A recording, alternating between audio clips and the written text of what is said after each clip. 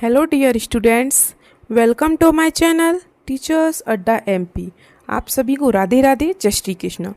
आज हमारी 8th grade अभ्यास पुस्तिका गणित कक्षा 6 की क्लास होने वाली है, क्लास नंबर 5, जिसमें मैं आपको पार्ट 2 कराऊंगी, रेखाएं और कोण। ठीक है, इसका हम पार्ट 1 कर चुके हैं जिसमें हमने 12 क्वेश्चन किए थे। आज चलेगा हमारा पार्ट 2 जिसमें हम आगे के कुछ और क्वेश्चंस करेंगे। तो चलिए चलते हैं बिना देर करते हुए अपनी क्लास की तरफ।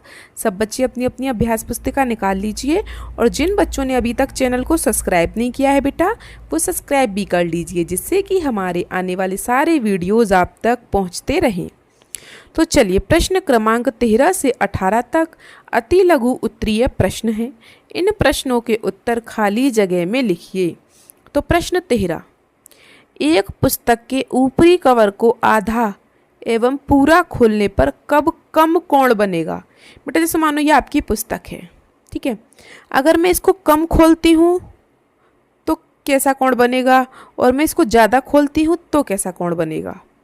जैसे कि मैं 2 पुस्तक बना लेती हूँ, एक पुस्तक को मैंने कम खोला है और एक पुस्तक को मैंने ज़्यादा खोल दिया। ये ऊपर वाला, उसका जो ऊपर वाला पेज रहता है ना, पट्टा, ये वो है, ठीक है। तो ये पूछ रहा है कम कोण कम बनेगा।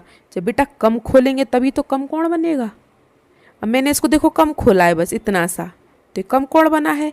इसको ज़्यादा खोलूंगी तो ये ज़्यादा कोण बन गया, ये तो अधिक कोण हो गया, ये न्यून कोण है, और न्यून कोण ही कम वाला कोण होता है, ठीक है। तो आधा खोलने पर कम कोण बनेगा। ये काम लिख दिया है बेटा, मिसप्रिंट हो गया, आप यहाँ कम लिखें, ठीक है, कम कोण बनेगा, इसको ना लिखें। आधा खोलने पर कम कोण बनेगा। प्रश्न 14, कपड़ा काटते समय कैंची के दोनों ब्लेड के बीच कोण बंद कैंची से कम होता है या अधिक। देखिए क्या कह रहा है। जैसे आप कपड़ा काट रहे हैं कोई, जैसे ये कैंची है, ठीक है, इस तरीके से।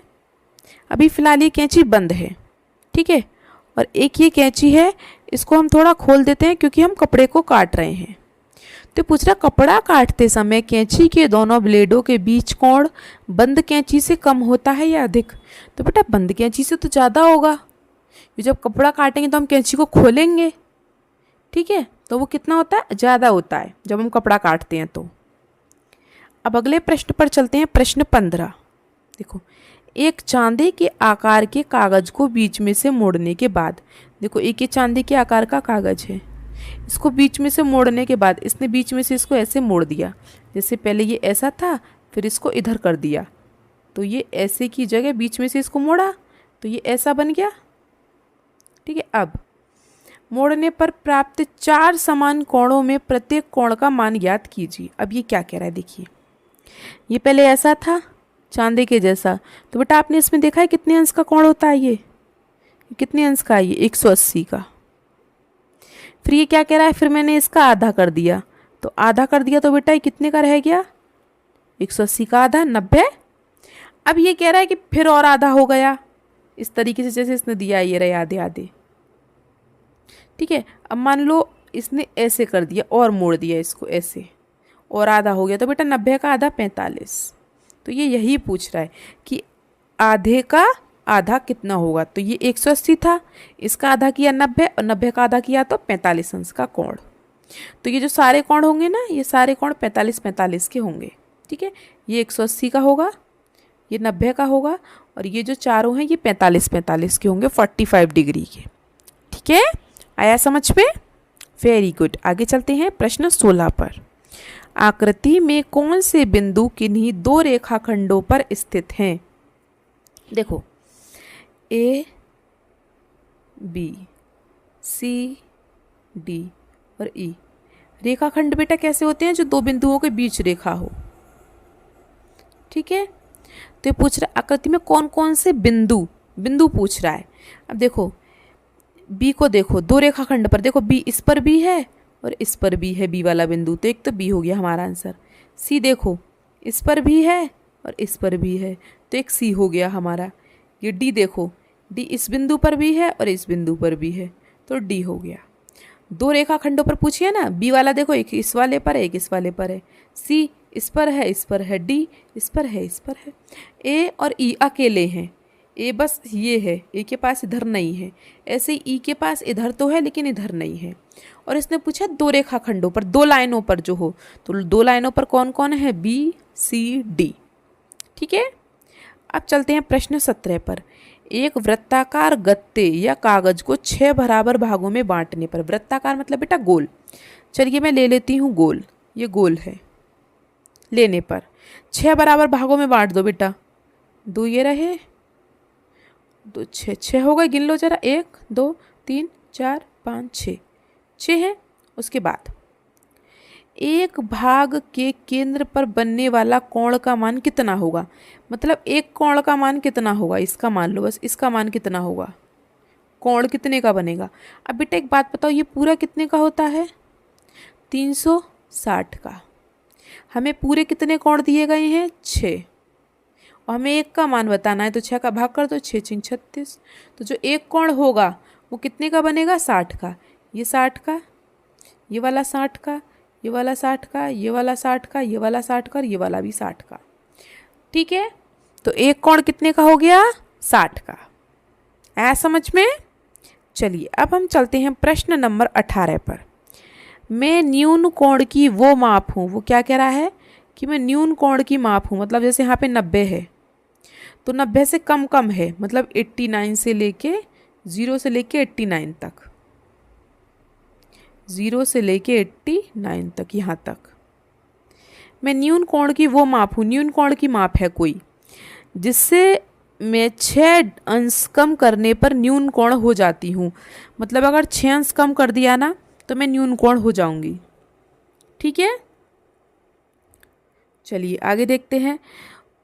पर उसमें 6 डिग्री बढ़ जाने पर मैं अधिक कोण हो जाती हूँ, अगर मुझ में 6 डिग्री कोण बढ़ा दिया तो मैं अधिक हो जाऊंगी, और कम कर दिया तो मैं न्यून कोण हो जाऊंगी। बताओ मैं न्यून कोण की कौन सी माप हूँ, हमें ये बताना है। चलिए देखिए, जैसे कि मैं आपको बताती हूँ, इसने बोला है 6 डिग्री कम करने पर न्यून कोण ही रहती हूँ। जैसे मैंने लिया था 85, क्यों लिया था वो भी बताऊंगी। इसमें से मैं 6 कम कर दूँ तो कितना हो गया, 79, तो ये तो न्यून कोण ही है क्योंकि 90 से कम है। लेकिन अगर मैं इसमें 6 डिग्री बढ़ा दूँ, मैं 85 में 6 जोड़ दूँ तो कितना हो जाएगा, अधिक कोण। तो 6 और 5 11, का 1 हाथ से लगी 1, 8 और 1 9। 90 तो समकोण होता है, लेकिन 90 के बाद क्या होता है, अधिक कोण, तो मैं अधिक कोण हो जाती हूँ 6 डिग्री बढ़ाने पर। तो जब हम 85 में 6 जोड़ेंगे तो वो अधिक कोण हो जाएगा, और अगर हम 85 में से मानो 6 घटा भी दें तो क्या फ़र्क पड़ता है, कुछ नहीं, न्यून कोण ही रहेगा। तो वो यही कह रहा है, मुझ में एक ऐसी संख्या लो जिसमें 6 जोड़ते ही मैं अधिक कोण हो जाऊं। तो 85 में 6 जोड़ते ही वो अधिक कोण हो गई है। ठीक है, 85 में से 6 घटा दोगे तो वो तो वैसे भी न्यून कोण ही रहेगी। ठीक है, तो ऐसा समझ में मैंने ये 85 क्यों लिया, क्योंकि मुझे अधिक कोण बनाना था 6 जोड़ के। तो मैं 6 में क्या जोड़ूं जो अधिक कोण हो जाए, तो मैंने 6 में 85 को जोड़ा तो वो अधिक कोण हो गया। तो यही आपका आंसर है। अब देखते हैं प्रश्न क्रमांक 19 से 24 तक अति लघु उत्तरीय प्रश्न है। इन प्रश्नों के उत्तर सॉरी खाली जगह में लिखिए। तो प्रश्न 19 देखते हैं हम। बच्चों हमने देखा रेखाखंड, बच्चों हमने रेखाखंड और किरण के बारे में जाना है। मैंने आपको पहली क्लास में इन सब के बारे में बताया है। रेखाखंड जो दो बिंदुओं के बीच में रहे, रेखा जो कितनी भी विस्तारित होती जाए, इधर भी कहीं भी। किरण एक बिंदु से सीधी सीधी सीधी सीधी चली जाती है, लेकिन वो एक तरफ ही जाती है बस। ठीक है, किसी तिराहे की सड़क को किस उदाहरण में रखना चाहोगे? तिराहे की सड़क को, तिराहा मतलब 3 रास्ते वाला। देखो जैसे कि बिंदु है, यहाँ से 3 रास्ते जा रहे हैं, किस उदाहरण में रखना चाहोगे? बेटा रास्ते कहाँ तक जा रहे हैं आपको पता है? नहीं पता है, कि कहीं तक भी जा सकते हैं। और जब एक बिंदु से होके जा रहा है कहीं तक भी, तो वो क्या है, हमारी किरण। क्यों? फिर पूछा है क्यों? क्योंकि जो रेखाखंड बिंदु से एक और लगातार विस्तारित होते हैं उन्हें हम क्या कहते हैं? किरण कहते हैं। आया समझ में? जो रेखाखंड बिंदु से एक और लगातार विस्तारित होते रहते हैं, मतलब वो जा ही रहा है, आगे जा ही रहा है। सड़क का कोई पता है कहाँ तक जाएगी, नहीं पता, तो वो क्या है, हमारी किरण है। तो इसका आंसर होगा आपका किरण। अब है प्रश्न 20 की बारी। घड़ी की सुइयों के बीच 2 बजे। पहले मैं एक बेटा घड़ी बना लूँ। ये मैंने ऐसे गोला किया, यहाँ 12, यहाँ 3, यहाँ 6, यहाँ 9। कितने बजे आने हैं, 2। तो एक सुई यहाँ पे हो गई 12 पे, एक 2 पे हो जाएगी। यहाँ पे 2 है, यहाँ पे 1 है, ठीक है। चलिए, तो कितने बज रहे हैं, 2 बज गए। ठीक है, ये पूछ रहा है 2 बजे कितने अंश के कोण बन रहे हैं। अब बेटा 2 कोण बन रहे हैं। अब आप सोचो कि कैसे बन रहे हैं। तो देखो, ये है, ये पूरा कितने का होता है, एक 360 का। ठीक है, अभी मान लो जैसे यहाँ पे मैं ऐसे डॉट डॉट डॉट डॉट करती हूँ, ये वाला कोण, तो ये कितने का हो जाएगा। देखिए, ये कितने का हो गया, 90 अंश का कोण है ये यहाँ पे। लेकिन ये 90 अंश का कोण 3 में है, क्योंकि हमें तो 2 तक ही चाहिए बस। तो ये 30, ये 30, ये 30, तो हमें 2 पे चाहिए, तो मतलब इतना कोण चाहिए हमें। तो ये कितना हो गया, 60 अंश का। ठीक है, ये तो हो गया हमारा 2 तक 60 अंश का। अब जो ये कितना बचा पूरा, ये नीचे वाला, ये कितने का बचा, पूरा होता है 360 का। अब 60 के में तो इतना हो गया, ये 2 बच गए थे। अब ये जो बाकी का बचा वो कितना का हो गया, 300 का। 300 में 60 जोड़ेंगे तभी तो 360 होंगे। ठीक है, दोबारा बता देती हूँ थोड़ा साफ करके। देखो, ये 12, ये 3, ये 6, ये 9।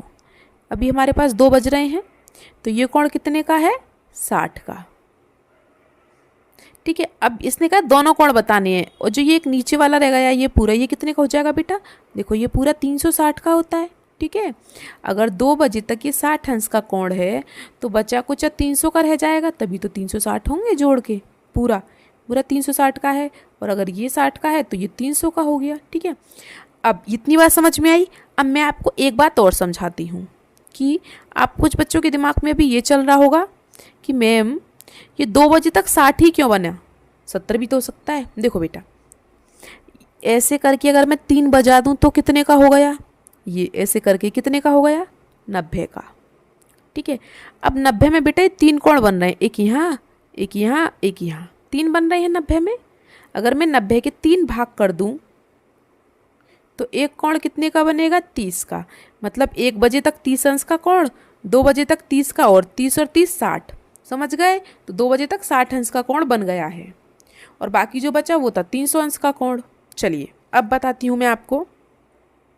तो घड़ियों के सुइयों के बीच 2 बजे कितने अंश के कोण बने, एक 60 का, एक 300 का, और उनमें आपस में क्या संबंध है, संबंध भी बताना है। देखो, इन दोनों कोणों का आपस में यह संबंध है कि इनका योग 300 + 60 बराबर 360 होता है, जो एक पूर्ण वृत्त का कोण है। ठीक है, समझ में आ गया, वेरी गुड। चलिए, अब जो इसके थोड़े बहुत क्वेश्चन रह गए हैं वो मैं आपको पार्ट 3 में कराऊंगी। फिर क्लासेस ज़्यादा लंबी हो जाती है तो पढ़ने में बहुत बोर होने लगता है। ठीक है, तो वीडियो आपको कैसी लगी, वीडियो को ख़त्म करने से पहले वीडियो को लाइक ज़रूर करें, अपने दोस्तों के साथ शेयर भी करें, और कमेंट बॉक्स में हमें अपना नाम ज़रूर बताएं कि आप हमारी वीडियो कहाँ से देख रहे हैं और आपका नाम क्या है। वीडियो अच्छी लगी हो तो सब्सक्राइब ज़रूर करें। मिलते हैं हम आपसे अगली क्लास में, तब तक के लिए आपका दिन शुभ हो। Have a nice day and thank you.